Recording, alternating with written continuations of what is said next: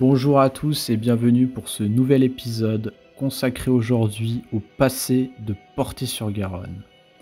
Alors quand je vous parle du passé de Portet-sur-Garonne, je vous parle pas non plus d'un passé trop lointain, je vais vous parler du milieu du XXe siècle. Et on va s'intéresser plus précisément au camp du Récébédou et un peu moins connu le camp des Sables qui se trouvait un peu plus loin au milieu des champs. Alors pour commencer, comme tout le monde, je me promenais sur les bords de Garonne, je faisais du sport, je faisais mon footing. En général, j'allais jusqu'à l'Oncopole, je passais par les champs. Même de nuit, je courais aussi. Et les gens me disaient souvent, mais t'as pas peur d'aller dans les champs tout seul?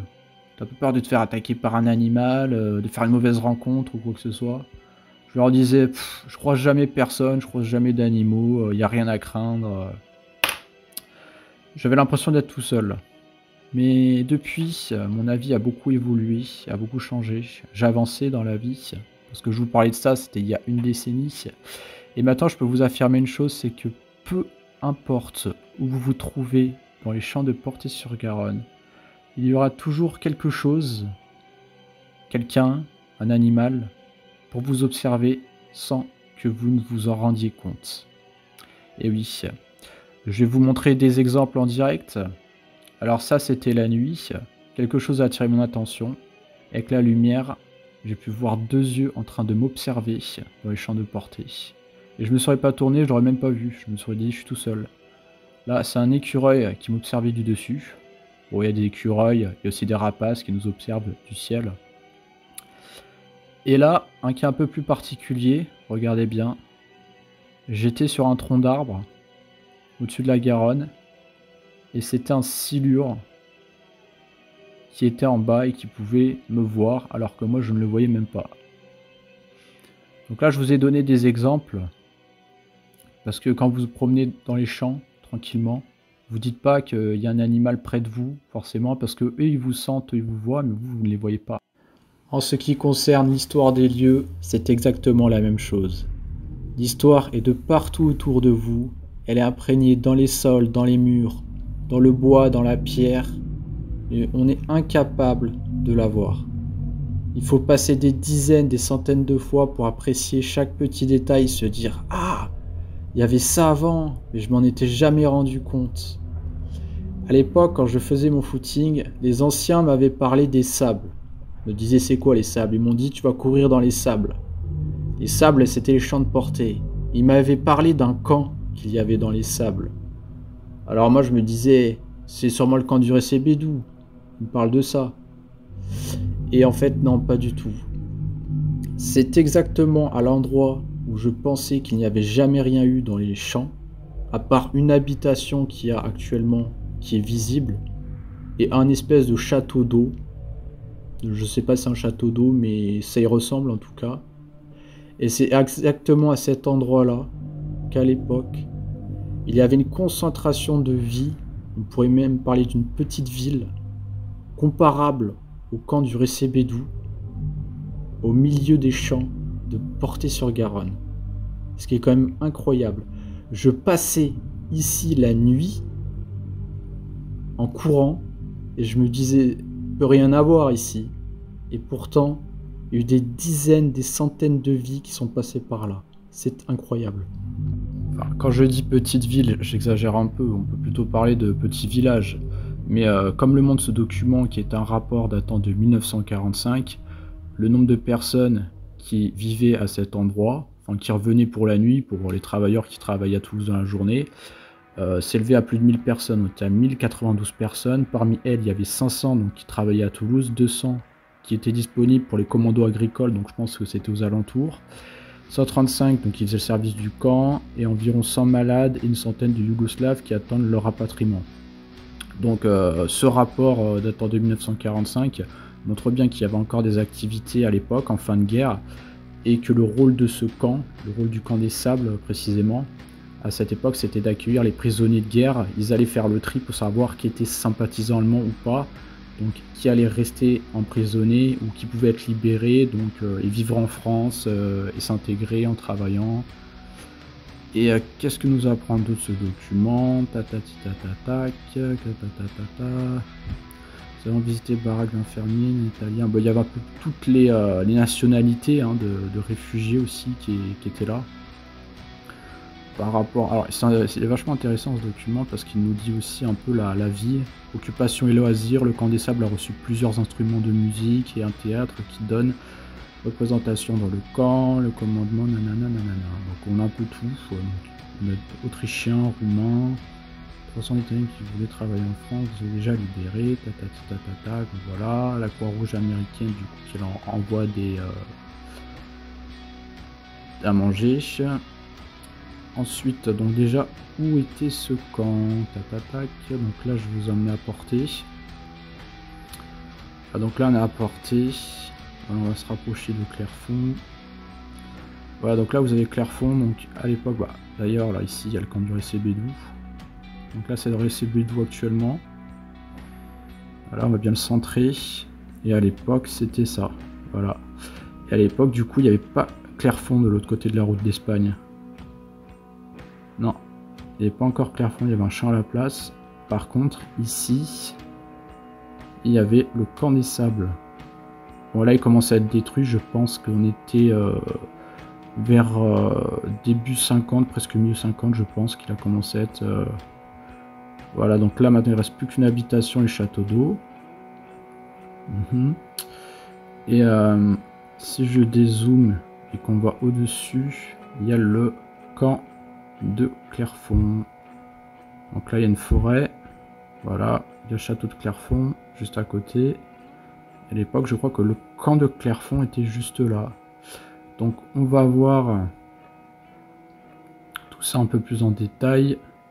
Voilà.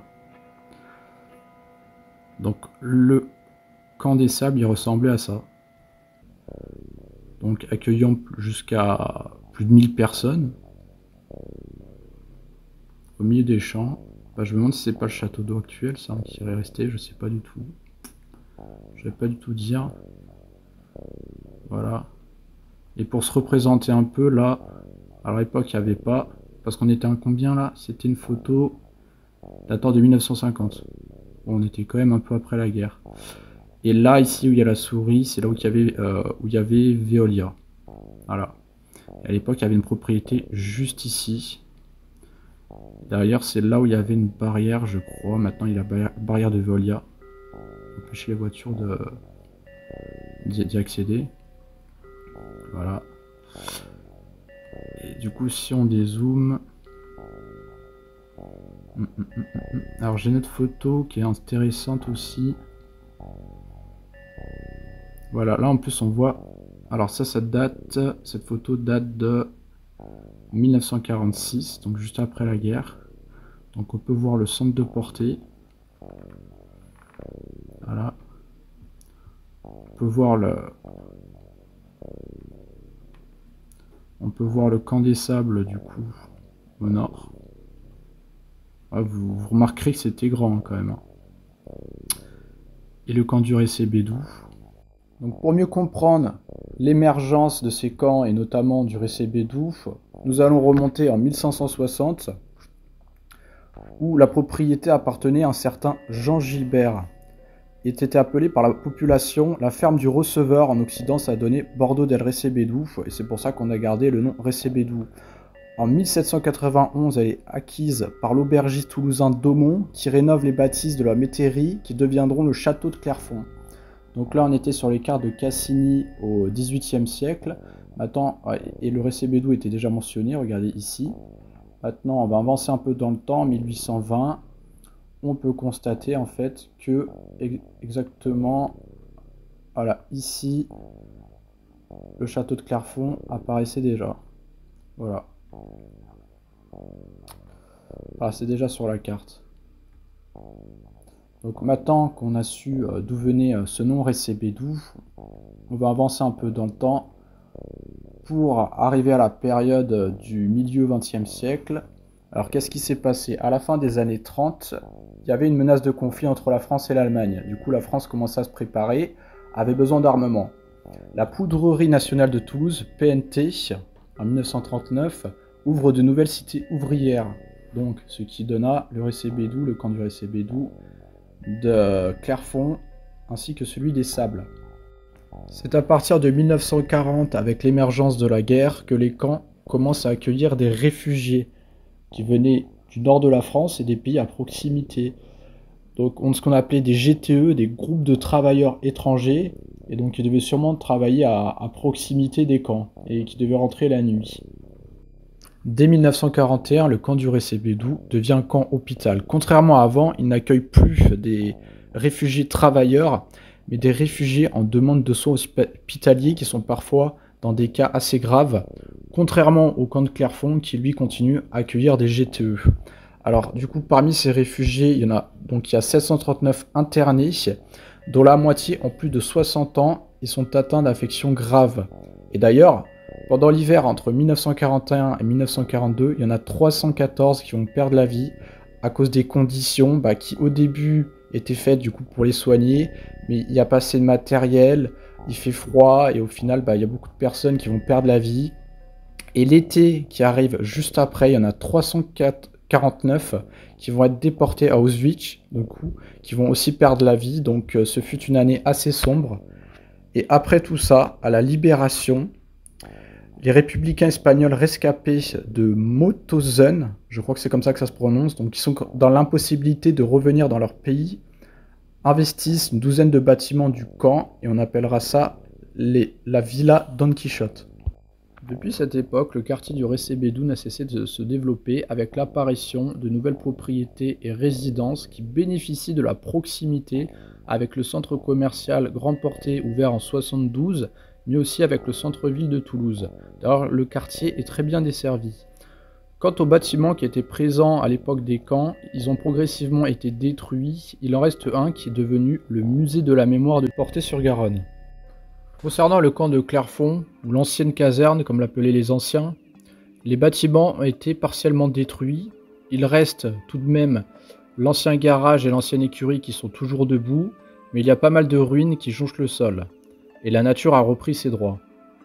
Pour terminer, le camp des Sables, quant à lui, a progressivement disparu dans les années 50. Il ne reste plus que ce que je considère être l'ancien château d'eau. Il y avait aussi une bâtisse qui était restée, mais elle a été détruite et remplacée par une nouvelle propriété.